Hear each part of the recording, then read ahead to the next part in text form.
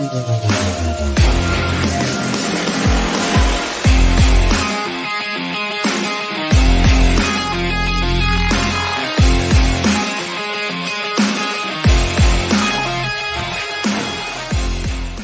up, everybody, and welcome to this week's episode of The Hot Mic. I am the outlaw, John Rocha, joined as always by the man with the plan over there, Jeff Sneider. How are you, Jeff?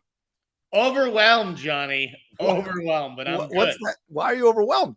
It's nomination time now that Oscar nominations are open. So every feature, that my writers are working on, it's just like the publisher, like, we need this up now.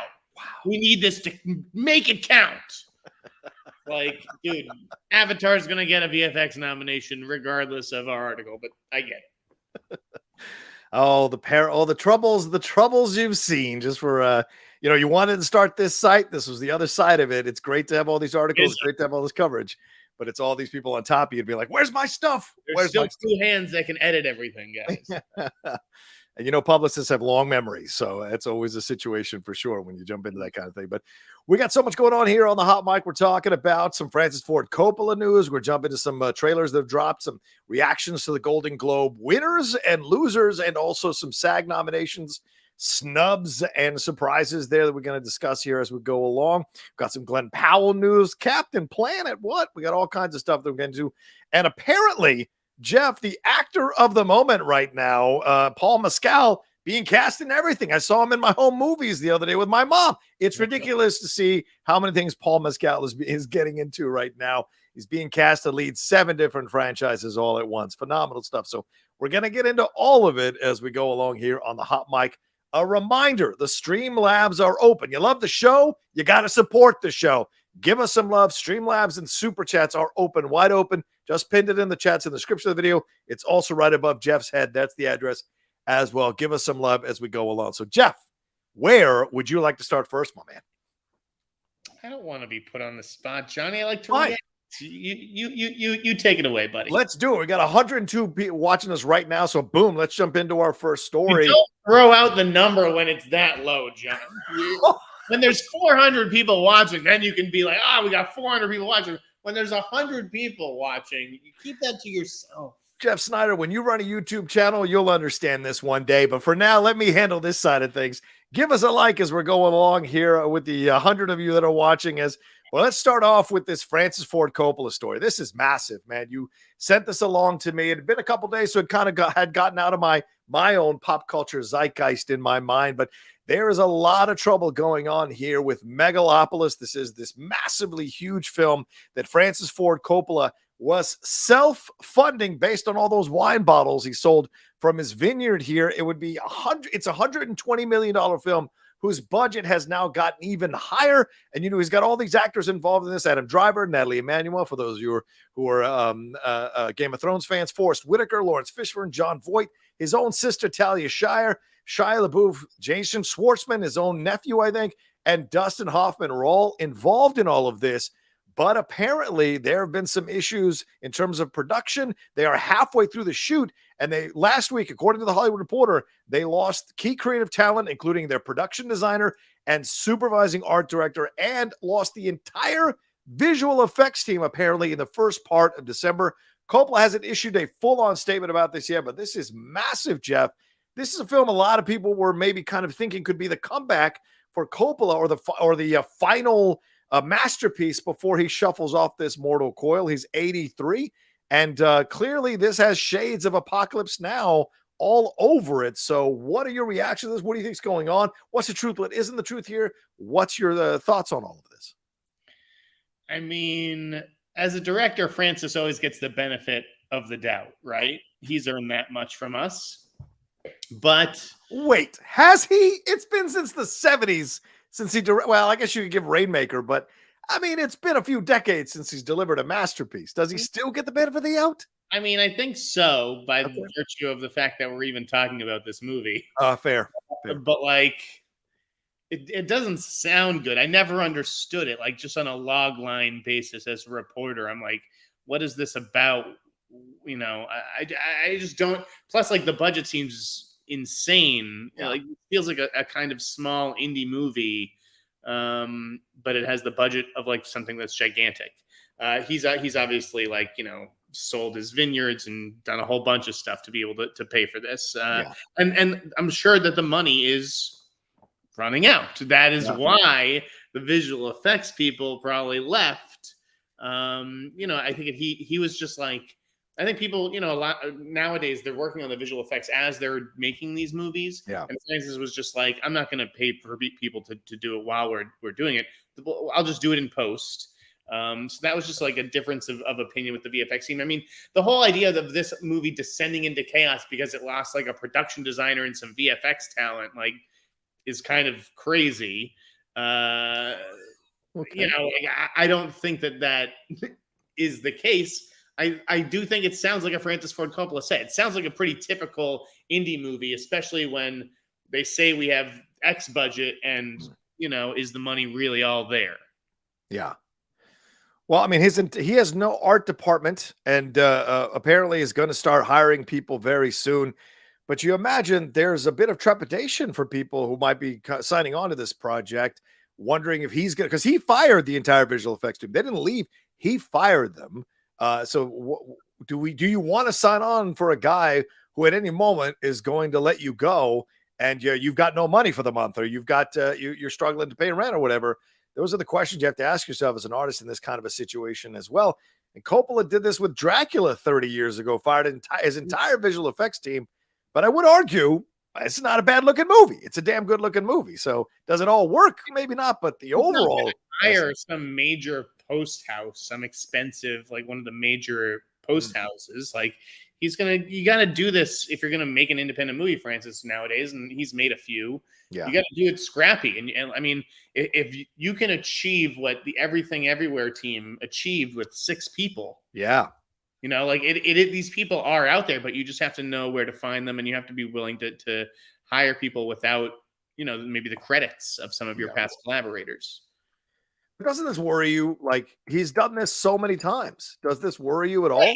No, and that's why it doesn't worry me, because, and listen, Mike Fleming, you could practically see him coming with the pails of water, carrying water for his old pal Francis. And I get it. Listen, there's people I would carry water for as well. But he, correctly and wisely pointed out how Francis replaced Haskell Wexler, the DP on The Conversation. He replaced Dante Ferretti on Dracula, the production designer. So, like, he is an artist that has a certain vision. And sometimes you don't find out that, your collaborators' visions clash until you're on set making the thing.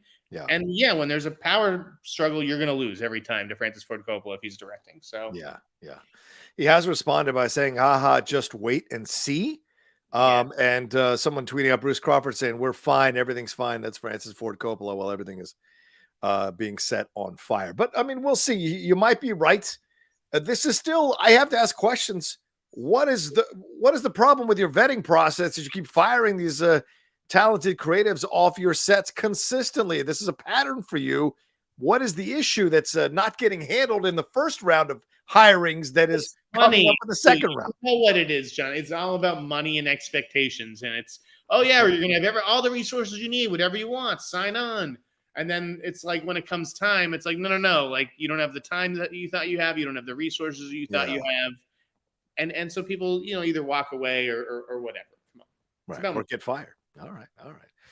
We'll see what happens. I mean, he's 83. The last few films he's done, nobody's fucking seen. So to me, I don't see this either. Come on, who are we kidding? You think no one's going to see this with that cast? Really? All right. That cast is like a nice cast for like an indie movie. Adam Driver is a nice cast. I mean, Adam Driver is a name here, man. I mean, to some extent. I mean, we're going to talk about him probably with some of the rumors that have been swirling around about him. But like, Adam Driver, Patterson. You think people went to see Patterson? I mean, he does tiny little indie movies. The zombie movie he did with Bill Murray, like, he does movies that people don't go see. That's true. Well, and who did that one? That was that Linklater? No, Jarmusch. There was Jarmusch. That's right. But like with Adam making a statement, I thought that was really cool of him. I think that directors will notice stuff like that, and it's like, the press is killing Francis again. What else is new? his leading man is coming to his, because he could have just let Francis defend the movie himself. Right. He's like, this doesn't sound like any set I'm working on right now. And he just, I don't know. It won some loyalty points, some respect points for me. Loyalty. People love this loyalty nonsense. I know. It's okay. And loyalty is sync. The same dry cleaner who's on the West Side. I mean, they do a good job. Why would I fire them? Yeah, well, Coppola's fired multiple people, so talk to me about loyalty when Coppola's firing people left and right off of his movies. So, I mean, what is this loyalty you're talking about? For God, he fired Harvey Keitel off Apocalypse Now. And look how that, and then he wound up with a classic. You think that'd be a classic with Harvey Keitel in the lead role? I don't know. I don't know if it would have. Different movie. That's probably true.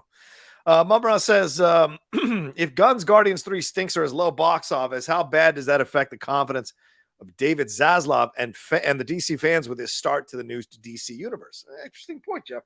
What do you think about this? I don't think it's going to happen, but what do you think? Guardians 3 is just a little bit. How does that affect the confidence? I mean, I'm reading it in English. I'm just confused about why this is. No, yeah. I don't think it affects the confidence of David Zaslav whatsoever. I don't know why. I mean, Guardians 2 was not good. I don't think that they care about quality of this stuff. I just don't see what a Marvel movie tanking really has to do with the DC universe and James Gunn's ability to steward over it. But fair enough. What you think Guardians 2 was a good movie? I liked Guardians 2. Yes, I thought it was a good movie. Absolutely, I enjoyed the chemistry that Pratt had with Kurt Russell. Thought Russell's ego was great. That moment at the end with Yondu was fucking heartbreaking. So I think there was a lot to like about that film. Mantis as well, getting a little more of a lead role in that film, and the back and forth between Nebula and Gamora worked really well for me. Some of the jokes, maybe not so much, but overall, I thought I liked it. So yeah, I'll defend it. Mike McKenzie says Lionsgate hired Tim Miller to do reshoots for the Borderlands movie because Eli Roth is busy shooting his Thanksgiving movie. Is this movie in trouble, or is it better to have the Deadpool director take over this movie? This movie's in trouble. This movie's been in trouble for at least a year, if not more at this point. The test scores have not been encouraging. I think I already mentioned on a past podcast about, how they brought Gary Ross in to rewrite some new material for it. Good at the time, I had thought that Gary Ross was going to be directing that material, and they were like, no, Eli's definitely still directing. Yeah. This is the new material or whatever. And so it sounds like Tim Miller is going to be directing in the end. I think he's has the right aesthetic, seems like the right fit for this kind of property. Hopefully he can do something to zhuzh it up a little bit, because it seems like it needs a bit of a boost. I mean, the whole excuse, again, another Fleming specialty or whatever. Eli Roth has been developing this Thanksgiving movie for 15 years, and all of a sudden they need him right now, to make this movie. It's like, come on, dude. I feel like you got it out for Fleming today. You got Fleming on the brain today. It's not that I have it out for him. I don't. It's just that anyone with eyes and a brain knows that he's carrying water for Francis Ford Coppola and for Eli Roth. And that's fine. Yeah. Again, there are people I carry water for in this town. But let's fucking call a spade a spade. That's what's going on with both of these stories. All right, fair enough. And I don't want to say that Kim Masters and the people at Hollywood Reporter put out some bullshit report about Coppola's movie. Maybe they over exaggerated it, and because we're used to Francis having drama on his sets, we're more amenable to it. But it didn't sound like it was that chaotic. Scott Feinberg over exaggerating? That doesn't sound right to me.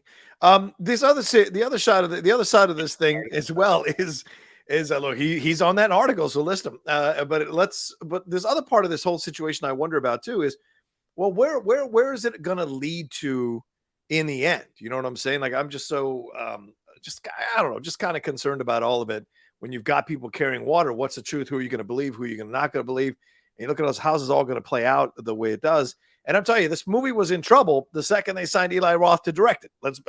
I'll be honest with you. I haven't liked any of his films really that he's directed, and I thought this was a massive thing to take on. You're not an Eli Roth guy. You're not a horror person. So you wouldn't like the step. You know what? That is such horseshit. I have to fight it all the time because a common friend of ours decided to put that out there on a show, and ever since it's been the truth.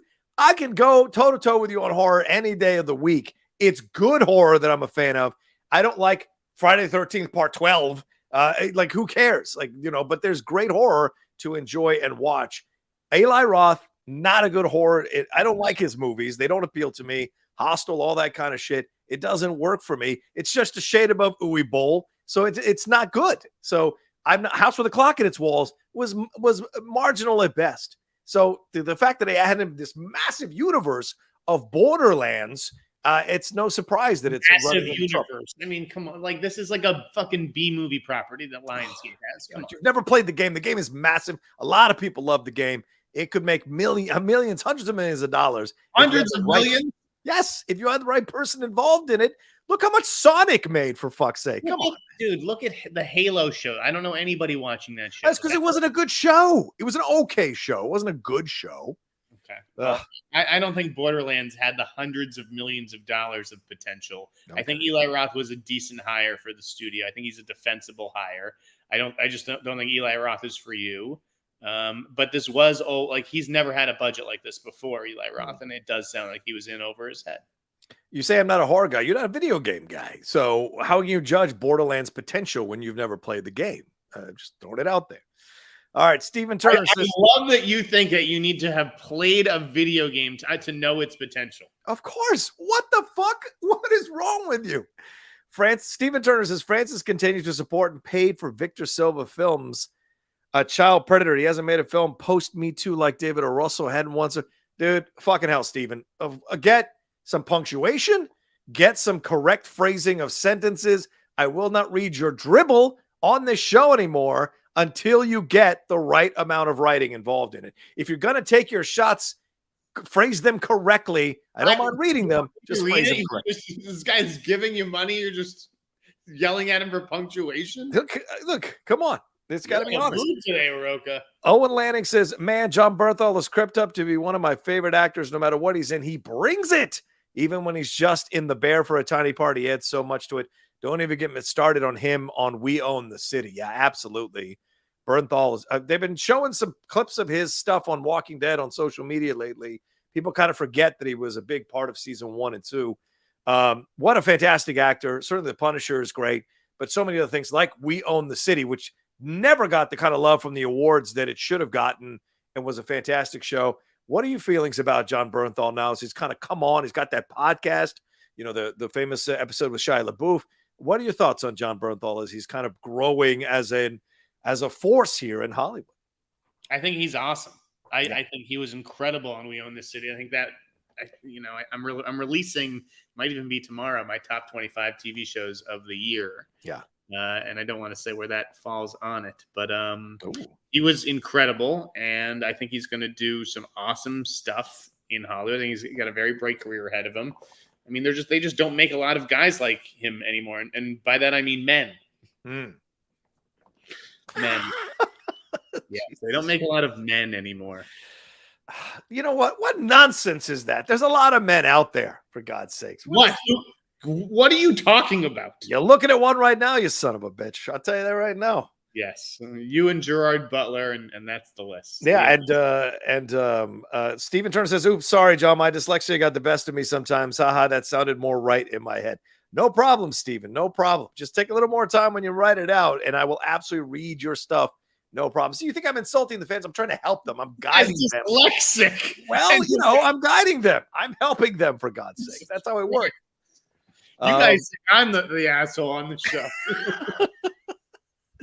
All right, let's take a quick break and we'll jump into our next section of articles or posts here, or stories rather, right after this. Oh, all right, Jeffy, what's the situation here? Where do you want to go to next? Let's talk about Paul Mescal. I don't know if it's Mescal. No one knows how to pronounce this guy's name. We call it just Paulie M. Paulie M. So got cast as the lead in Gladiator 2 on yes, Friday, right? And I guess this had been going on for some time. There'd been a lot of meetings and reading with Ridley Scott or whatever. Although Timmy might have met with Ridley Scott, but he didn't audition. Let that be clear. My pal Brian Swordstrom, who is Timmy's agent, went on Twitter when Boris tweeted out the other names that were in contention for this. He was like, I don't know about you, but like my guy's been in the Middle East shooting Dune 2 for the last few months and hasn't auditioned for anything in 7 years, which is a baller tweet from Brian Swordstrom, by the way. Nice. But anyway, I mean, I can't even picture fucking Timothée Chalamet as like a fucking Roman gladiator. Come on. Okay. He would get tossed around. But you can picture Paul Mescal. Yes, he has a build. He has like a real. Yes. Okay. Absolutely. You All can't. It's kind of waifish. You talk about me to hear crowing about men. He's kind of really skinny and tall. So I mean, what are we talking about here? First of all, all right here. What are we talking about? This guy is Irish. Oh, well, why didn't you say that from the beginning? We know it's all men in Ireland, of course. Yes. Oh yes. Dude, fucking this guy is Irish and he can battle. He can fight. The Irish, it's in their blood. They know how to fight. I'm from Boston. I know. Oh, no, listen. I just watched The Town again the other night. I get it. There are plenty of tough Irish people. No disrespect to Irish people at all. I know he's not supposed to be Russell Crowe, right? Because he's supposed to be Spencer Treat Clark, Joaquin Phoenix's nephew or whatever from the first film. But to me, he does have young Russell Crowe vibes. I could see him being Bud White in an LA Confidential remake. Okay. Like, I mean, let me ask you that. Yeah. If there's an LA Confidential remake, who plays Bud White? It's a great question. I'd have to take a look at a number of actors. I'd have to take a look and see who I'd want to play. But probably Glen Powell. Glen Powell could play a young Bud White, right? Powell ends up being Ed Exley. What? Glen's not waifish like fucking Guy Pearce was in that movie. I think he would definitely be Guy Pearce. Oh, my God. Chalamet is more Exley, the kind of nerdy, awkward type. Who plays young Danny DeVito? That's a Jeff Sneider role if I ever saw it. The young Danny DeVito. Definitely do. So Miles Teller was the other guy who was up for the role, and then there was one other. Who else did Boris say? Oh, I don't remember who else Boris said. I don't have it up right now, but I can take a look. Miles to me, it was the usual fucking contenders or whatever. Well, but either way, he got it, and this is one of many things that he has been announced to be leading or a part of. So, do you think that he is just the flavor for right now, and people are booking him and stuff, and trying to see what he can do because he's replacing Blake Jenner in the Merrily We Roll Along film, which is the Richard Linklater one that's going to be going over 20, 30 years. Yeah, we broke that in AboveTheLine.com the next day. Right. That was a good one. And that is just a project that I think is important because it is a 20-year, movie. Who knows if any of these actors are even around 20 years from now, though it seems like Paul Mescal probably stands the best chance. Austin Butler was the other one who was in the mix, but it's Austin. Timmy, Austin Butler, like these guys are on a different level than Paul Mescal, and I think that that's what they're waiting for is like the big blockbusters, and that's why something like Gladiator 2, which maybe isn't a huge blockbuster, but is obviously a big movie that a lot of young actors were going after. That's why it's perfect for Paul. I'll tell you what, Glen Powell and Austin Butler, there's your young Exley and young Bud White if you wanted to play around with that. I could totally see Austin Butler playing a young Guy Pearce. That would absolutely that too. Yeah, I could see that for sure. Who plays the young Kevin Spacey? That's the big question. With this, and Paul Mescal also, he's on stage right now playing Stanley Kowalski. We know that takes a certain level of ferocity, Jeff. So you might be 100% right. A little bit of manhood, ferocity, strength to play Kowalski on stage, which he's doing currently. Baldwin played it to much acclaim way back in the 80s when he was doing Hunt for Red October. So could be a harbinger of more of these kind of tough man roles that we see Paul kind of take on and add a little more masculinity to these films. Did you watch his Hulu show? I didn't see it. Normal People. No, I didn't want to see Normal People, but it's on my list because one of the actresses from Bad Sisters is in that, and she talks about it all the time on her Instagram. So I've got to make my way back to that one. And I have the After Sun screener sitting right here that I definitely need to watch. Okay. Yeah. All right. So yeah, that's Paul Mescal. Well, let me ask you a question about this, Jeff. We're talking about sequels. We're talking about sequels to movies that you thought, why would they make a sequel to this movie? Passion of the Christ. It's announced. They are starting to shoot the sequel to Passion of the Christ. I know you're Jewish, but you know who Jesus Christ is. Why were people making fun of a sequel to Passion of the Christ? Has no one heard of the fucking resurrection? He came back to life in 3 days, for God's sakes. Why wouldn't there be a sequel? His fucking life was a sequel. So tell me why people are making their comments. Is Mel directing this movie? I don't think so. Yeah. I mean, I don't know.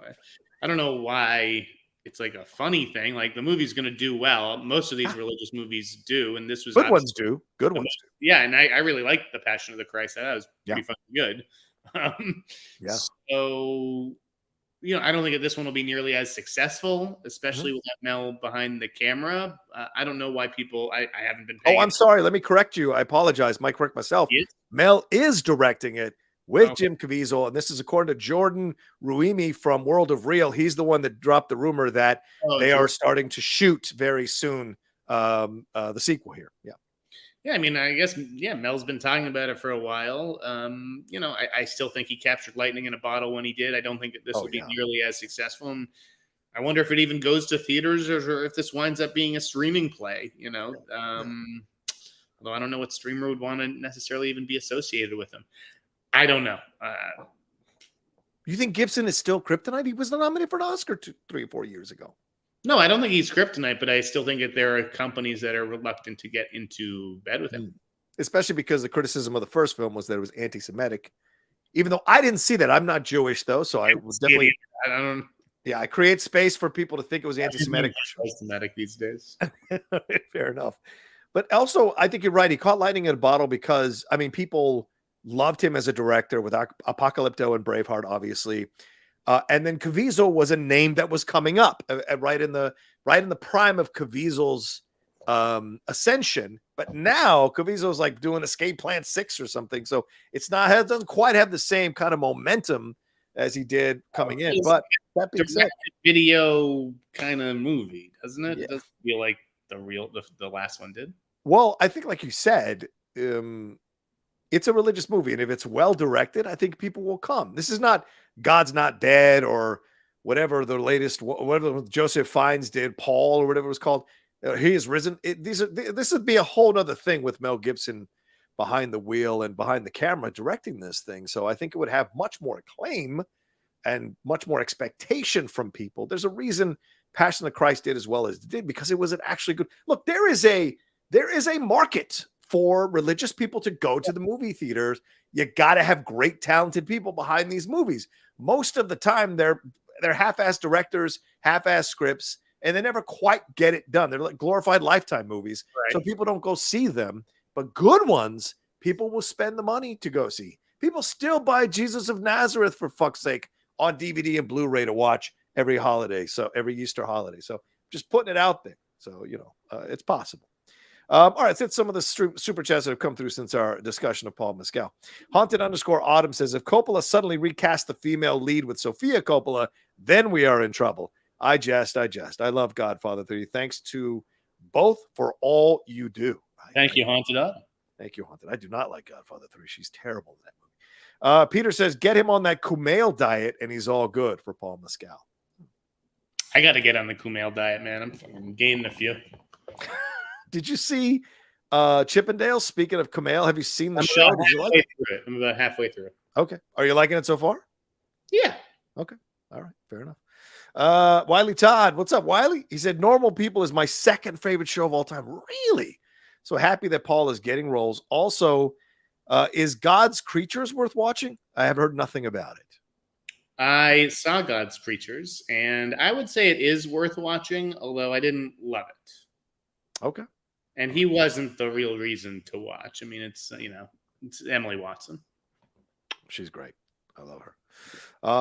Wait. Is that the one with the mom protecting the son?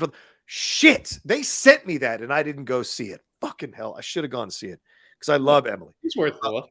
Love Daggerborn says, what is your most anticipated TV show of 2023? Mine is Masters of the Air. Jeff, do you have a most anticipated show of 2023? That was also going to be revealed in tomorrow's TV list, but okay, for the sake of solidarity, I will reveal right here on this show that Masters of the Air is, in fact, number one. Masters of the Air. Yes. Can you give people a primer on that one? Is my most anticipated series of the year. Okay. That is from Steven Spielberg, Cary Fukunaga, Tom Hanks. It's got Austin Butler, a whole bunch of young guys in it. It's going to be pretty fucking cool. Okay. All right. That's on Apple. I think True Detective is probably Last of Us is about to come out, so I can't say that because I'm no longer anticipating it because it is coming out. But probably Secret Invasion, Ahsoka, and True Detective are the three that are tied right now for me. I can't choose between the three for different reasons. All right, those are all the Streamlabs so far. Keep sending in your Streamlabs and Super Chats, ladies and gentlemen. Give us some love. I promise I won't make fun of you. Give us some love. 250 of you watching us right now. Thank you very much. There we go. Get it up. Hit a like on this video and leave a comment down below if you're watching later on. All right, where do you want to go next, Jeff? What do you want to talk about next? All right. What else is on our list, John? What did you want to discuss? Any fun trailers? Trailer, sure. What do you want to talk about? Let's talk about Beau is Afraid first. Woo! What a trailer. I mean, I thought it was a pretty good trailer. It looks totally fucking out there. I don't really know what to make of it, but I will admit that the April date is suspect because you would just think that this is inherently like a movie that they could maybe show at Cannes, and so if it's playing before Cannes, like, oh, did they, were they not going to get into Cannes or whatever? But anyways, I can't wait to see it. Yeah. Ari Aster's latest installment here. Hey, there's a horror director. Did you see his other two? Yeah, Midsommar. Of course I did. And you saw Hereditary? And Hereditary scared the living shit out of me at the end. Of course. One of the best Toni Collette performances you're ever going to see. What she does to her face, I've never seen anyone do that in a performance. So it was phenomenal. And my personal friend, Alex Wolff, is in Hereditary. So, of course, I went and saw it, who I beat in a Schmoedown match. So, I absolutely enjoy him as a director. This doesn't feel like the typical horror stuff that he does. This feels more like a little more grounded in the sense of like, this feels like a guy who is going home and is creating all these fantastical scenarios that he's going to have to overcome or get through in order to actually make it to his house and confronting all these his issues with his family, with his mom. So the horror is in his mind much more, but it's kind of a different kind of horror, if you know what I mean. Yeah, I mean, did you see Synecdoche, New York? Oh God, I don't know. I can't. I hated that movie. So I can't do it. And that's why it like, to me, that felt like a horror movie. And I wonder if this is going to be along those lines, because I've seen that, comparison made. Wasn't that Charlie Kaufman? Yeah. And this seems also very heady. But I mean, Joaquin Phoenix is, one of the great actors. I actually watched Joker again the other night, and he's just amazing. Yeah. Good cast, though. Richard Kind, Patti LuPone in this cast. Really interesting cast. Some people I was not expecting to see showed up. Yeah, in an Ari Aster film. So we shall see. What was another? People? What did you think of the new You People trailer? Did you see that? Loved it. I think that movie looks hilarious. Yeah. I mean, I didn't know Julia Louis-Dreyfus was going to be a part of it, so seeing her come in, and Duchovny is stealing every scene he's in that trailer so perfectly. But Julia Louis-Dreyfus having that interaction with Eddie Murphy about Louis Farrakhan, two SNL vets who I think were on the same time in the same cast. So how funny all these years later to see them being in a movie together. Maybe the first time they've acted opposite each other since SNL back in the 1980s. So kind of great to see them going back for two absolute comedic pros going back and forth. Yeah, it's a star-studded cast for, what is essentially a remake of Guess Who's Coming to Dinner or something like that. Yeah. But funnier conversations about, and considering what happened with Kyrie Irving, Jeff, the idea of the Black community, the Jewish community, the issues that have gone on there for decades, having that be front and center in a comedy where you're not pulling any punches, but you're still looking for the humor and the way to kind of bridge the divide. I think more than ever, it's a great film to be coming out. I hope it's good. It comes out in a couple of weeks on Netflix for sure. What other trailer did you get a chance to see? Did you watch the It's Me God or God It's Me Margaret or whatever? I did. I watched it this morning. It's adorable. I mean, I saw, we saw it at CinemaCon, and I thought it brought the house down there. Yeah. I think it just looks like a really cute movie. Yes. Kind of weird to see Rachel McAdams sliding into mob roles. I'm not ready for that. I could be honest with you. I think that's Jennifer Garner's territory. So I'm not ready to see Rachel McAdams as a mom, but she pulls it off. That scene with that back and forth about the kid and her bra, really well done. But Kathy Bates, once again, standing out, even in a trailer, standing out, giving you levels about what she's experiencing as a grandmother who's essentially, kind of empty nesting. So what does she do? So I like that you're getting three different generations of women and how they're dealing with or females, if you don't want to give her the women declaration, of how they're dealing with these situations in their lives, the changes in their lives. There was a sweetness to the trailer, and the girls laughing about trying to get their breasts bigger, I thought was very funny way to end the trailer as well. Yeah. Sydney Sweeney, Glen Powell, they have a new movie together. There was a lot made about the age difference between these two and that they're not fit to be love interests with each other because he's almost 10 years older than her. Total nonsense. Utter nonsense. Stop. Why are we still on that? Exactly. Why are we still on Not even that much. A 9.5 year difference. Who gives a shit? Catherine McPhee is with David Foster. Like, I would just trot that out every time anybody says anything, for God's sakes. Come on. This whole thing of age difference. If you're saying love is love and love who you love and don't let anybody tell me who to love, guess what? This stuff's going to happen on Hollywood and on screen, and all these people complaining about it. I just don't get it. I mean, there's something like Autumn in New York where it was like a bad movie, but you can make a scenario like that work. A lot of these people who are mad about this age difference have Harold and Maude in their film collection. So there's an incongruity in my mind. Find something else to I don't know, occupy our time or complain about. Yeah, exactly. No log line on that, so we don't really know, what the hook is. But what's your feeling? Wait, let me ask you, what's your feeling on Glen Powell, though, man? I mean, he was good in Top Gun Maverick, but I think Jonathan Majors acted rings around him in Devotion. So do you think this is a guy who's still coming along as an actor, or have we seen the ceiling of what Glen Powell can do? And he's certain good looking and he's certain can deliver a good performance, but is he going to be one of these guys that becomes the next big thing? Do you sense that with him? Yes, wow. I do. Okay. I've sensed it for a while, ever since I saw him and Everybody Wants Some. I think he's very charming, but he has to be in the right thing. Mm-hmm. And it's funny, like I see him in interviews, and he's like not the same guy that I see on screen. He's got to have some swagger to him. Like I like him playing the cool guy. Right. I could see him playing an arrogant doctor or lawyer or something like that. But like, do I think he's like a big action star? I don't know if he's an action star, but he's someone who I could see playing like an Indiana Jones type, because I think he could do that. I don't know, like tongue-in-cheek, kind of smirky little. Okay. All right. I look forward to it. All right, let's take another quick break, and then we'll jump into some more stories right after this. All right, Jeff Sneider, where would you like to go next? Talk about award stuff? I mean, did you watch the Globes, Sean? I did watch the Globes.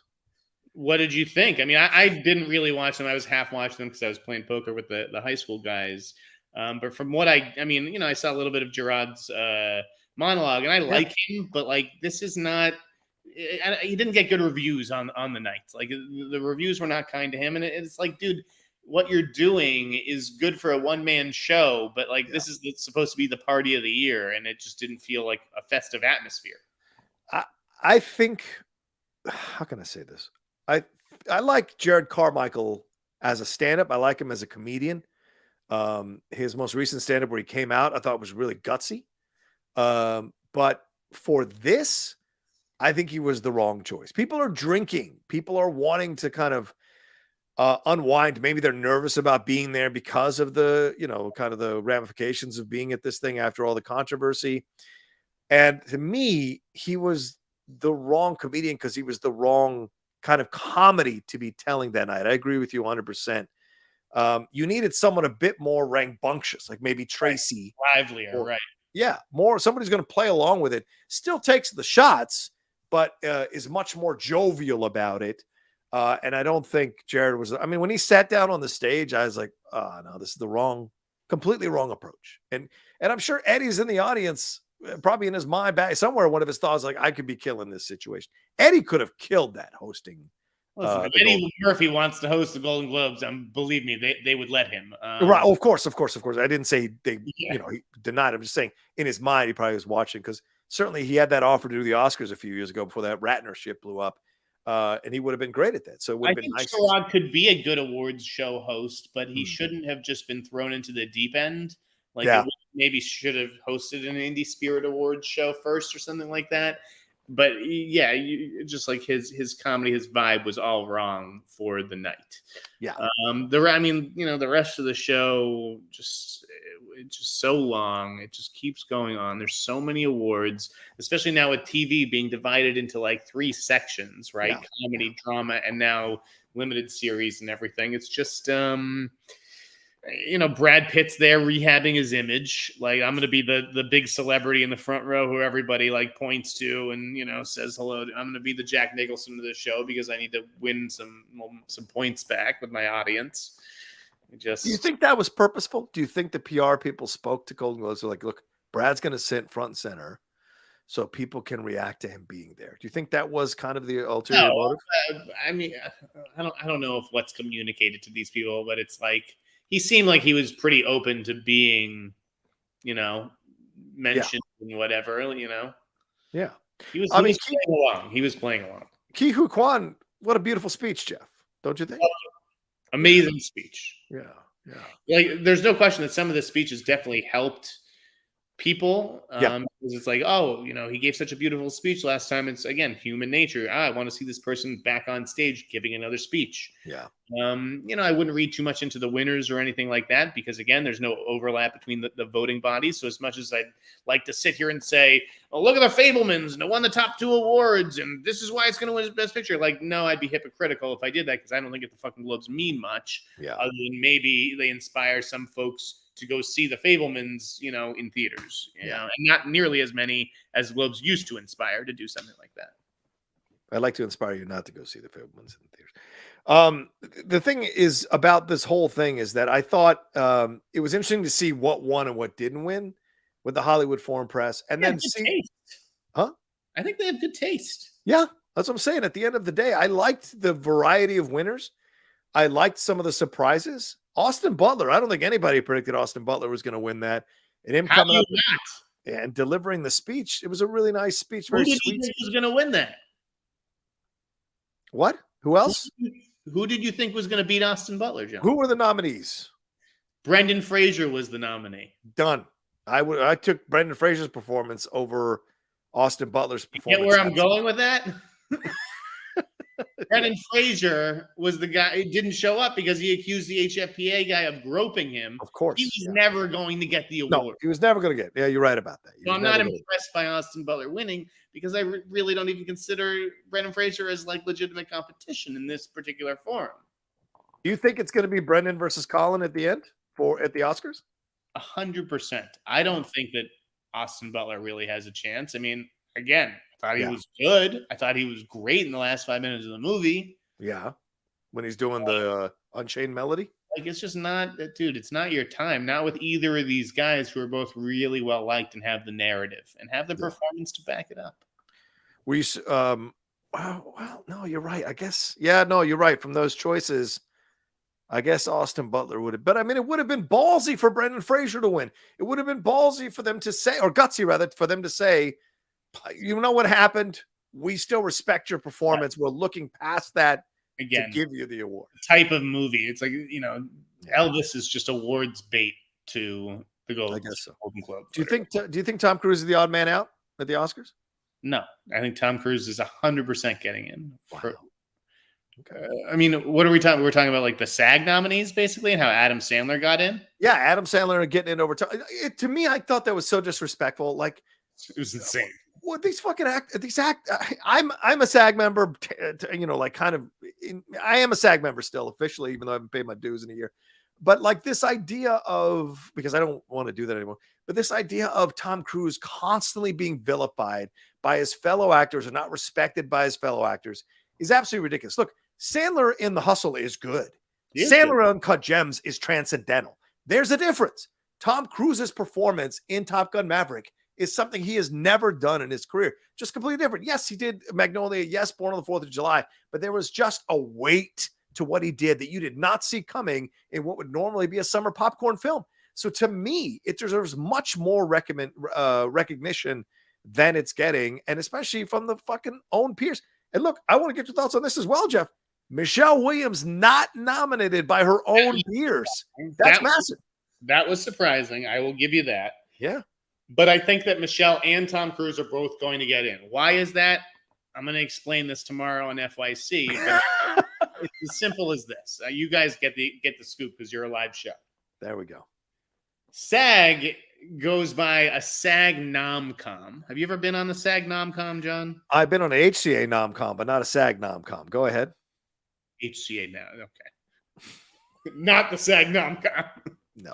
The SAG Nomcom is about 2,500 people of the 100,000 people in SAG. Right. So if I go to dinner at a restaurant tonight, chances are my waiter is going to be a SAG member. True. Okay? Yeah, it is. And so that's who is voting on SAG. Yeah. Like, we have to be clear about that. And that's why maybe something a little bit more broad, like an Adam Sandler movie, can get in. Now, I know it's over Tom Cruise, and what's more broad than Top Gun? I understand that the argument that I'm making doesn't really add up there. Yeah, because Bill Nighy got in, and no one's seen that movie. But right, exactly. But Adam Sandler, but I mean, I'm just saying the Academy is a more refined membership, and that's why I think Michelle Williams will be just fine, and there's no way Ana de Armas is getting in for Blunt. Oh my God. Right, fair enough. No matter what Colin says when he came up there to get the award. All right, let's hit some of these any more they want to say about the awards? Do you think any indication coming out of these awards or these nominations for SAG or for Golden Globes, do you think that's going to mean anything? What do you think is, I mean, let's just talk about Best Picture. What is going or what is up for Best Picture? Everything Everywhere All at Once, Banshees of Inisherin, Top Gun Maverick, Elvis, Tar. No. I'm not asking you for the nominations. What is actually going to win? Or like what could win in your head? It's tough. I can see Fabelman's winning because I can see the nostalgia of Steven Spielberg washing over people's eyes instead of being aware of what you're watching. So I could totally see that winning because that's a safe choice, like Green Book, like so many of these other films that have come through. They're safe choices. I could see it happening. Everything Everywhere All at Once. I know people are saying it's not going to happen, but a lot of people also thought Coda had no shot last year and it took it. So there's something about that movie that if enough of that Academy gets behind it and sees it, I think it has a real shot. Top Gun Maverick would shock the shit out of me. So Banshees of Inisherin, I think, is a real possibility. They've done it with Parasite. They've done it with other films that have, with other British films or Irish films in the past. So it is possible. What about you? What do you think? I mean, I wrote a couple weeks ago on Above the Line, our sponsor here. Yes. I think it's between Fabelman's, Banshees, and Top Gun. I don't think that Everything Everywhere really has a chance, even though I do acknowledge that it is, out of all the movies in the lineup, the movie that, like you said, there's just something about that movie, right? No other movie has that. Right. There's just something about the Fabelmans. That's not really a thing. But, I do think that the Fabelmans and Banshees are a little bit more agreeable. Banshees is just as strange as Everything Everywhere. Let's be honest. Agreed. These are two strange fucking movies. Yeah. So I kind of think it'll be between Top Gun, which everybody loves. Yeah. And Fabelmans, but I'm open to being wrong. Okay, fair enough. Yeah, I mean, we'll see. Because I mean, Michelle Yeoh winning all these awards, somebody has to be seeing these movies for her to keep winning these awards. What award is she winning? What are you talking about? She just won a Golden Globes. Did she have to compete against Cate Blanchett? Okay, no. That's fair. Just saying. It's possible. And who's seen Tar? Like 10 people have seen Tar, Jeff. I know. Mike Joyce says, since Jared Carmichael brought it up, where do you think Shelley Miscavige is? I don't know, and I don't dare to speculate. Where do I think she is? It ain't my fucking business, man. I'd speculate, but I just don't need anybody stalking me. Anybody else stalking me, I should say. That's listen to Jeff. He's got stalkers, for God's sakes. All right, let's move on to this other one here from Jay Master. Disney/ESPN have confirmed new Mando season 3 trailer drops on Monday Night Football during the Cowboys-Bucks halftime game. Jeff, why the fuck are we playing playoff games on a Monday night? I am absolutely pissed off that this is happening. We could have scheduled 3 playoff games on Saturday, 3 playoff games on Sunday. Why am I having a Monday Night Football playoff game? It's ridiculous. I know it does feel a little weird, but you know what? I don't mind it. I got therapy on Monday nights. I like to get out of therapy, and then it's like halftime of the game, and I'm like, okay, now I can just decompress for the second half. What do you got, Buccaneers or Cowboys? What's your honest feeling? I got the Bucks, man. The Cowboys always choke, and the Bucks are led by the GOAT. So I think Brady's been playing possum all year, and he might smoke everybody in the NFC in the playoffs. This is his time. This is Brady's time to he shine. threw for like 430 yards the other week. Yeah, that's what I'm saying. That's why you never know. Love Diggerborn says, do you have any actor who can make you not want to see a movie? Mine is Melissa McCarthy. Really? That's a shame. Jeff, you have anybody? I like Melissa. Yeah, she doesn't do great films recently, but I like Melissa. No, I wouldn't say there's an actor who makes me not want to see a movie. Yeah. Julia Roberts always makes me hesitate. Jennifer Lopez makes me hesitate. That new one with Josh Duhamel looks horrible. So I have not, so they make me hesitate. But I loved Ticket to Paradise. Julia Roberts was so good in that movie. Gina Carano makes me hesitate. Oh man, you know what? Don't get me in trouble. Steven Turner says, someone let Jennifer Coolidge host something. Steven, I agree with you. That would be great. And please feel free to send more. I'm sorry I went after you. Pythagoras says, super sticker. Send us a super sticker. Thank you, Pythagoras. Steven sent some more saying, do you think Angela Bassett could be gaining momentum? What is this photo of Steven? What is this photo? You just told me to stop criticizing the fans, and here you are pointing out the photo. Which one is it, man? I like it. I'm like, Steven, call me. I get strangely aroused. Fair enough. Do you think Angela Bassett could be gaining momentum after Globes and give her a better shot for the Oscar? Yeah, I mean, a lot of people were looking at Dolly DeLeon for Triangle of Sadness, but has Angela Bassett all of a sudden moved into pole position, Jeff? No, that's another thing I'm spoiling.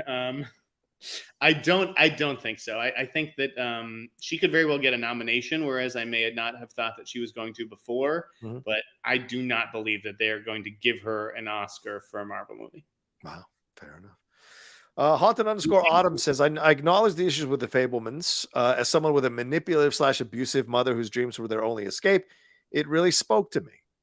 Okay, Haunted. I'm not going to take that experience away from you. Jeff, any thoughts on this? Fablemans is great. I mean, people who think that her performance was too big obviously didn't grow up with a Jewish mother or know any Jewish mothers, because she was so spot on. And the people who knew Spielberg's actual mother agree that she was absolutely spot on. It's mind-boggling that she didn't make the SAG list. I think it's the best performance. It might be the best performance of her entire career, although Manchester is up there. I don't know. It's tough. But I loved her work. I loved what she did, and I hope the Fablemans work. I hope I borrow your eyes one day to watch that movie. You're insane. Cut my nails. Come on. Gallia Production says, looks like those Adam Driver, Mr. Fantastic rumors have been kicked back up again. Any thoughts on this, Jeff? A lot of people, I saw a friend of mine say it wasn't quite not what he was thinking. Do you think Adam Driver is Mr. Fantastic? I mean, I think it's possible. Yeah, it's why I said it on the fucking show. I don't say things that I don't think are possible or don't pass the smell test. Again, like I said, we talked about months ago before anybody knew what it was. 65, like that trailer got people talking, and it's tough to get people talking about an original property these days. I'm looking forward to his Ferrari movie with Michael Mann. I think this guy's a really good actor. Do I think he's necessarily a movie star? I don't know. I mean, he's a pretty unconventional movie star, and if you look at things like, who saw Annette? Who saw White Noise? Like, I mean, I don't know if he's just choosing some oddball projects or what, but I think he has the raw, materials, raw elements that go into a good Mr. Fantastic. Yes. Okay, fair enough. You also think he can't open a Coppola film, so I don't know. We'll see. Wiley tells us, Jeff, I need to know your thoughts on the greatest movie of all time, The Color of Money. Ugh. Jeff, your thoughts on Color of Money? I like The Color of Money. I haven't seen it in a long fucking time. I always liked it. I think I had seen it before I'd even seen the first film. What? Yeah, and then I went back and watched The Hustler after The Color of Money. Did you see the I difference? don't think I knew it was a sequel when I watched it. Fair enough. Well, it works. It actually does work as a standalone. You don't have to. He makes references, but you don't need to know the first movie to really embrace what the main story is, right? Yeah. So you're right about that. I did see The Hustler. It's, you guys know I don't like a lot of old movies, but that is one that I saw, and I'm pretty sure I wouldn't have seen it if I didn't watch Color of Money first and be like, oh, this is good. This guy's hatred of black and white movies drives me insane. Steven Turner sending some more. He says, I think Brendan will be like the Kristen Stewart of this award season. The buzz. Steven, don't give us too much money. You have hair care to worry about, my friend. You keep your mouth shut. The buzz peaked too early, and he hasn't been seen as an award actor before this. You mean Brendan Gleeson? Is that who he's referencing? Brendan Fraser. Oh, Fraser. The buzz peaked too early. The movie only came out a couple of months ago. Yeah, there's always been buzz just simply because of what the performance is and all the prosthetics and everything. Yeah, and I just have a heart, like you're telling, Austin Butler. You think he's going to win? I have such a hard time seeing it. And I know everybody thinks Colin Farrell could win too. And he does have a great narrative and everybody likes him. Yeah. Like they really do like Colin Farrell. But like, I don't know, watching that movie, I wasn't like, this is a best actor performance. Like, it's just not the kind of performance that they reward. He was very good. He was even great. It's like, I would argue it's the best performance of his career. It's kind of crazy. It is. Yeah. Okay. So is that what we're giving out awards for? The best performance of someone? You literally just wanted to give it out to Michelle Williams for what you claim to be the best performance of her career. No, what are you talking? I never said that. You just said you think it's the best performance of her career. I said that. I never said that she deserved the Oscar. I think that Cate Blanchett obviously kind of very clearly gave the best performance of the year and the best performance of her career, and she's got it in the bag. Fair enough. I'm going to have to finish that movie at some point. I am struggling with that film. Gallia Production says, Ayo, fellas, hope you all having a good day. Still can't give you 100, Johnny. Oh, that's it. Well, you're giving us, so, but I hear you. Thank you, brother. Appreciate you stepping in. Saying, Jesus, man, quit bullying the chat, Jeffrey. What am I doing? This Philip Bryan says, here, I have no hair care needs. I vote Austin Butler, says this Philip Bryan. All right, fair enough, Austin. Let's see, any him with that voice, John. What's that? Why does he still talk like Elvis? I know he's spent 2 years making the movie or whatever. A Hollywood Reporter wrote an article about why he still talks like Elvis. It really is weird. I don't care. If he wants to talk that way for the rest of his life, let him. But last I checked, Al Pacino in the 1970s ain't Al Pacino in the 1990s or 2000s. He's like this in the 1970s, and it's wow all of a sudden. So I don't care. You're an actor. Do what you want to do. If you're still working through the spirit coming out of you, knock yourself out. Again, you delivered a once in a lifetime performance, bringing an icon to life. Like when Val Kilmer was still doing the Jim Morrison voice for like a year or two afterwards, I didn't care. Actors have to really kind of channel some stuff, and it takes a while for it to come out of their bodies, man. All I know is you should all be glad that I outgrew the Beavis voice in 5th grade, because I could still be making the Beavis voice, and that would be real annoying. Stephen Turner says, I was shocked the Globes didn't give the song to Rihanna. No, that song, that's one where I didn't really think it stood at much of a chance maybe a month ago, not to. Yeah. And then I saw Triple R before the year ended, and I was like, oh, yeah, that's going to win. Yeah? Okay. Fred Tastic saying Christian Slater still does Jack Nicholson. That's a fair point. Did you see David Ehrlich's video review thing? I did. Countdown? I thought it was fantastic. Yeah, it's pretty good. But here's what I'll say, and I almost tweeted this. If you're going to put a video compilation up of the best moments of 2023, 2022, or whatever, I think you got to tag your editor, because unless you put it together yourself personally, I think he might have. If he did, then great. But I think for other people who create these montages, and I've seen a number of people that do them, JT, all these other people, you make sure you tag your editor if an editor did it for you, because you're getting all the love. Your editor should get all the love as well. So just I feel like most of these people are editing their own things. The reason you don't see me do one of those is because I can't edit one. If I can edit, you can edit. It's not. And I went to NYU film school, but no, editing's the worst.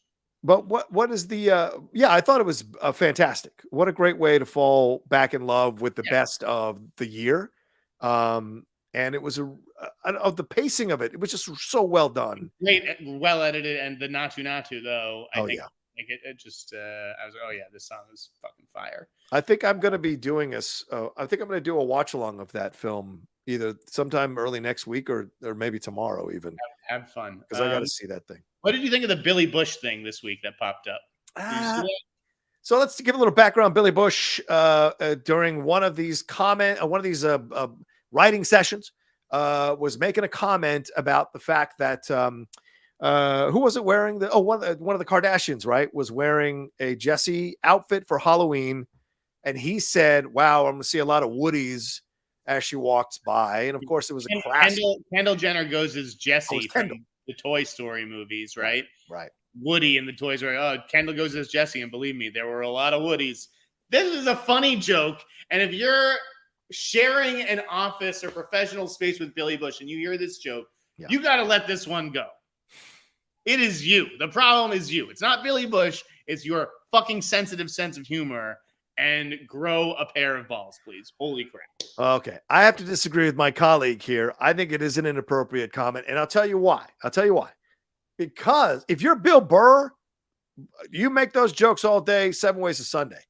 But if you're Billy Bush and you say, I've learned my lesson, I've been through the therapy, I've done the training, I understand that me being a co-conspirator with Donald Trump when he was making those comments was wrong. I just want to come back and be on television. Please love me again. And then you're still making those fucking comments in those writing sessions, then fuck off. And everybody and the company standing behind him is a bunch of bullshit. So I didn't like it at all. I thought it was because he's a tool. So to me, I'm like, a joke. This is a harmless joke that plays on the name of the lead character in Toy Story. Yes, incredible. I don't need you to explain the joke to me. I get the fucking joke. I still think if there's women in the room, they have a right to be offended by the joke, because I'm sure that's not the last time Billy's made those fucking jokes since his supposed rehab from his sexual harassment issue. Grab him by the pussy and then making a harmless boner joke. But okay. Yeah. Why are you standing for Billy Bush? I don't understand it. Because I'm standing for being able to tell a risque joke, not an offensive joke, a risque joke in the workplace. I don't think talent and Billy Bush go in the same sentence, but all right. What's your next thing? Anything else you want to talk about? You know, in the Super Bowl this year, John? The 49ers. Really? Or it's either the 49ers, I think it's 49ers Bills. And it all depends on how much of that momentum of what happened with DeMar Hamlin will motivate the Bills. But he's fine now. So not fine. I don't want to say he's fine, but he's recovering. He's been discharged from the hospital. He's back at the house. So it'll be inspirational. But if something more serious had happened to him and he was in the hospital bed and he was clinging to life, I think that's that extra motivation that you can't explain, that teams get and teams have. The fact that he's already been discharged, he's back at the home, he's recovering, he seems like he's doing fine, he's tweeting out all the time, all that kind of stuff, I think that kind of takes away a little bit of that motivational edge. So we'll see, but I think the Bills have all the talent and ability in the world, but those Chiefs are no fucking joke, man. So it could be Chiefs 49ers again, but I think the Bills have a real shot. Or you know what? The Bengals could come in like a bunch of fuck you guys and take this whole thing and shock the world. I would not be surprised. What about you? Who do you think? The Minnesota Vikings, man, are not going to win the Super Bowl. No. They might not even beat the Giants, for God's sake. Yeah. I like the Chiefs. I like the Chiefs 49ers. But who knows, man? It's going to be a good playoffs, so I'm looking forward to it. Yeah, I'm looking forward to it. Sorry I can't be part of the pie guy this year. I got to focus on other things. But these games. You're missing out. What's that? You're already missing out. Oh, I apologize. Wait, now let me rant for a little bit here. Okay, Sunday, I just see a headline here from Deadline. Sundance ticket sales suspended as fest site crashes. Yeah. Yeah. So I tried to get tickets to Sundance last week because I thought that's when I was supposed to get them. Apparently it wasn't, and I overreacted for no reason. But Okay. I really I just don't even care. It's just such a pain in the ass to get tickets when you can't build a site that can handle ticket requests. Yeah. Like, what are we doing here? I mean, I'm spending thousands of dollars to cover this festival. I don't have any tickets.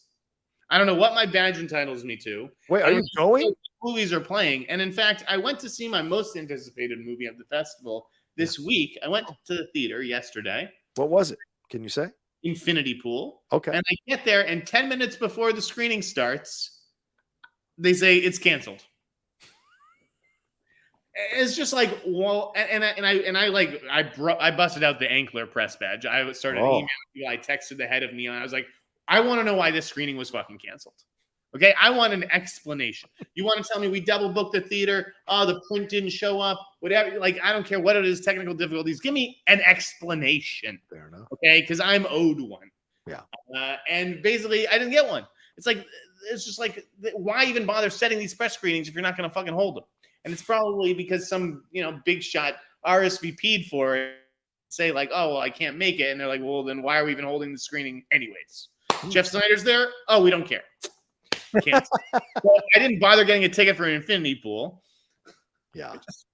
But maybe frustrating, John. Maybe they wanted to wait till Sundance to drop it. Maybe they felt that it wasn't. I scheduled the screening ahead of time, and it's like I know that Sundance frowns upon this stuff too. It drives me fucking crazy. Yeah, I understand. I'm the Karen. Yes, I am the Karen all in the game. I like to complain. I'm Jewish. That's what we do. Oh. And if you invite me to a movie, I damn well expect to go see the fucking movie when I show up. I don't disagree with you. It always sucks when screenings get canceled. A couple of times down here over the last year, screenings have been canceled as I've driven half an hour to the theater to get there, and it's because the wrong print was sent, or the theater wasn't aware that there was confusion on communication about them having the theater open for the screening. So I've been in that situation. It always sucks. It's a waste of gas and money. But hey, you go home and you work on other things.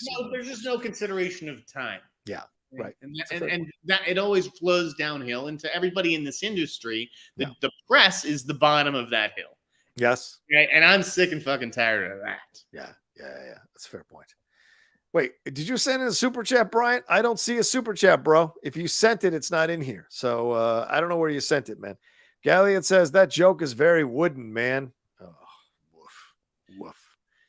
I mean, we have to be able to forgive bad attempts at humor in the workplace without calling for a fucking HR investigation. No, can't you turn to this guy and say, that wasn't funny? But if you got a history, dude, you don't get the benefit of the doubt. It become a national news story. It's just incredible to me. If I was a reporter and someone brought me that, I wouldn't be like, ooh, I've got a big scoop. I'd be like, fucking go find someone who gives a shit. Well, clearly people did. They made it a national scoop. Brian Brawler says, I would implore Jeff to keep bullying the chat, please, and thank you.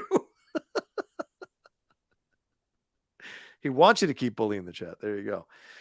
This Philip Bryan says, it took me about a month to completely drop the voice after the play of Mice and Men. Which one were you? I'm sure he was Lenny. Good question. Cry more, Snyder. Cry more. Guys, please cut that shit out, because if you motherfuckers were in the position Jeff is in, you'd be bitching too, because going to see those movies are important for the job. Writing about them is important for building up the website you're editing, building up your own resume, your own career. Those are important things. I love the Sundance Film Festival. Yeah. And, when you can't build a fucking website that can accommodate traffic, like, what do you want from me? Yeah. That's on you. Yeah, I don't disagree. And there have been problems with these festivals recently. There have been a lot of issues with these festivals recently. And most of the time, they don't really give a shit. And that's what's really privileged to go, and it's fun. Yeah. But at the same time, it is work. And I am up there in 20-degree weather, okay? Like barely able to fucking breathe, basically, to shine a light on independent film and write articles that no one fucking reads. Right? Because if you're not at Sundance, you don't give a shit what is playing at Sundance. That's a fair point. It's true. It's one of those festivals that I haven't quite Haven't quite made myself try to go to. So, I do it for the love of the game, but it's like last year, what was the big hit out of Sundance? Do you remember, John? I don't remember at all. It was Cha-Cha Real Smooth. Oh, right. It's on Apple TV. How many people fucking saw that this year? Nobody saw it, man. I mean, this is what I'm talking about. All right. Anything else you want to hit on? No. Okay, fine. Wait, yes.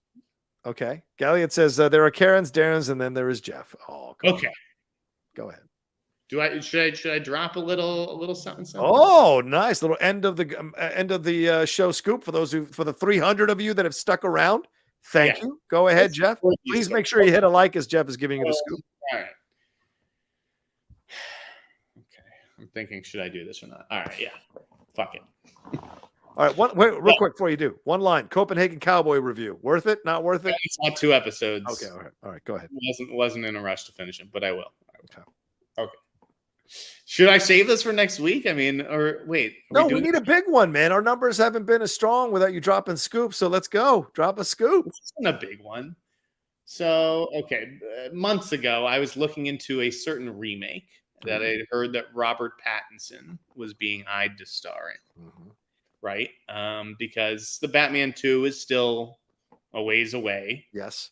And I don't know if he's finished filming Mickey 7 or Mickey 17, but it has to be soon, right? Okay. So, people are like, well, what's Robert Pattinson going to do with that next slot? So there's a remake that he was circling. Now, I don't know if he's actually going to do it. In fact, I got the impression that he may not. He may just be like, you know what? It sounds like a cool movie, but someone else can go and do that. So if you do aggregate this story and you include Pattinson, do it very loosely. He's not attached or anything like that. But to me, the news is the director. And so here's the movie. The movie is Altered States. Oh, the William Hurt film. Yeah, okay. I think I've told you about this a few months ago. I love this film. And so to me, and again, I don't know if he's still attached. He was then, and I don't know why he would have fallen off. But from what I've heard and looking at his IMDb, I'm pretty sure he's available. Trey Edward Shults, who did Waves. And Krisha, and It Comes at Night. Okay. He doesn't have a feature in development, as far as I know, a next film. And he may be at the point, having done a couple of smaller movies and movies that he, wrote himself or whatever, he may be looking for a paycheck gig, essentially, to direct a studio remake. Okay. I'd heard that, what was his name? I think it was, I don't know, I think it was maybe Picture Start that was going to do it. That they had the rights or whatever. I forget. But anyways, I looked into it and they said that Pattinson wasn't really involved right now. It may be, a script that they send to him down the line, or maybe, I think he may even have like a first look deal at Picture Star. Pattinson is where that may be why he was connected to it, but I don't think he's officially attached. But I do think that Warner Brothers would be interested in an Altered States remake, and that Trey Edward Shults may be working on it right now. Wow. I kind of love that combo. And I think that's a great story and it's one of those forgotten 1980s films that only a certain niche of people love and still remember fondly because it was so unusual, with a great William Hurt before he became William Hurt. And I think Blair Brown plays his wife in the film as well. So, and we're seeing more of these films that kind of explore these fever dream type approach. We just talked about Beau is Afraid. That trailer is essentially all fever dream stuff. And Bardo was all fever dream stuff. Firehead, even something like that. Yeah. And we're seeing more sci-fi stuff coming along. People are getting interested in that as well. So this could be a really interesting project for Robert Pattinson. And I could totally see him playing a version of that William Hurt character from the first movie. I could see it too, and it does actually seem like good material, and that's a good director. It's a good director. Yes. Could stand to work with him, but let's not get ahead of ourselves. I'm not saying that Robert Pattinson is doing this movie or that he's attached or even in talks or anything like that. It's just that I think he had, he has a deal with the company that I think is making it. Okay. So there was that, we'll just give it to Robert when the script comes in or whatever. But yeah, that's all very, very loose. Well, I'm changing the headline now. Robert Pattinson for Altered States? Question mark. Great. All right. You heard it here first.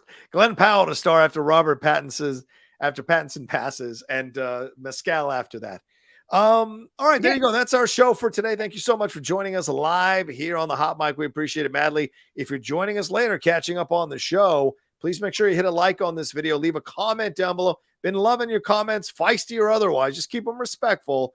Just put those comments down there. And more than anything else, subscribe to the channel. Trying to get to 50,000 subscribers by the end of the year. I basically want to double my subscribers. Whatever I need to do, I'm going to do to double my subscribers to get to 50,000 by the end of the year. So if you've been enjoying the show, enjoying the stuff on the Outlaw Nation, you haven't subscribed, please subscribe now and hit that bell button. Jeff, another fun show. Thanks to Above the Line, who powers and sponsors us here. Where can they find all the work you're doing, and what have you got coming up that they should watch out for?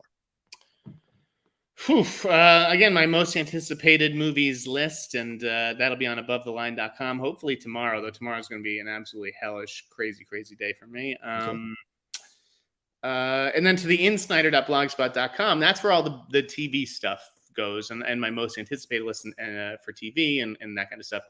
I'll have a review of House Party, hopefully, in the morning on LA Mag. I'm going to see that tonight. I know. It was really funny. So I couldn't make the House Party screening. It conflicted with therapy this week. Okay. And I pitched it to LA Mag. I was like, well, I can get you A Man Called Otto. I can get you, Plane or something like that. And they were like, no, we want House Party. Okay. So they're like, go Thursday night and shut to see it. And so that's what I'm doing. I'm going to see Missing tonight, and I'm going to hang around the theater after and maybe try to see it. Right. Missing. Yes. The Nia Long one. Is that the Nia Long one? Which one's missing? Yeah. With Storm Reid. Right. With Storm Reid, who's fantastic. See that tonight, and maybe I'll try and stay for House Party. There you go. I saw A Man Called Otto. I absolutely loved it. So how good is the woman in it? Huh? Ariana Trevino. She is fantastic. I tagged her in my tweet in the review and said she steals the movie. She absolutely steals the movie. She's fantastic. Goes toe to toe with Hanks without a hesitation. And Tom is great, but she is the discovery of the film for sure. Yeah, she's really good.